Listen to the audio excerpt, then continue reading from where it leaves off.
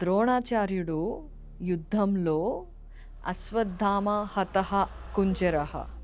ఇక్కడ అశ్వత్థామ హతః అనగానే ఆయన అస్త్రాలన్నీ వదిలేసి అక్కడ కూర్చుండిపోయాడు. ధ్యాన స్థితిలోకి వెళ్ళిపోయాడు. యుద్ధం ఏమీ చేయట్లేదు. కానీ దృష్టద్యుమ్నుడు అప్పుడే యుద్ధంలో ఒక రూల్ ఉంటుంది. అస్త్రాలని త్యజించిన వాడిని చంపకూడదు.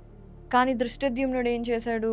ఆయన అలా అస్త్రాలు త్యజించిన తరువాత ఆయన తల జుట్టు పట్టుకొని నరికేస్తాడు తలని. నా తండ్రిని అన్యాయంగా చంపారు పాండవులు, వాళ్ళని వదలకూడదు అనే ఒక పాయింట్లో అశ్వత్థామ ఉన్నాడనమాట.